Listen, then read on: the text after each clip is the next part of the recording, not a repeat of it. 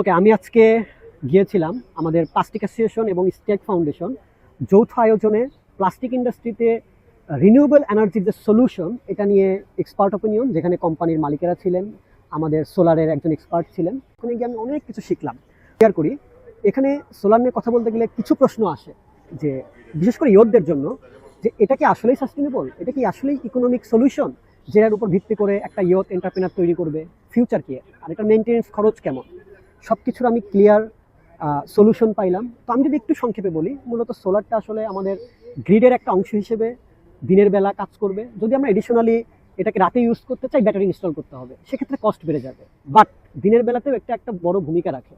ঠিক একই সাথে ফিউচারে এটা নিয়ে এত কাজ হচ্ছে, আমি বলবো আমাদের ইয়ুথরা এনকারেজ করবো আমি তারা যাতে এটা নিয়ে ভাবে, এর সলিউশন নিয়ে ভাবে এবং এন্টারপ্রেনার হিসেবে এটাকে দেখাইতে পারে, বিকজ এটার ভবিষ্যৎ আছে।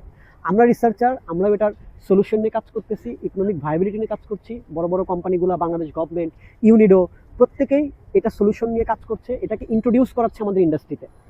তো ফিল্টার বাংলাদেশ হিসেবে আমি ইয়ুথদেরকে বলবো এটার যে কোনো প্রশ্ন আমাকে করতে, এবং তারা যাতে কোনো কনফিউশন ছাড়া এটা নিয়ে sustainable industrial solution, sustainable youth entrepreneur হিসেবে এটা নিয়ে আগে এগিয়ে যায়।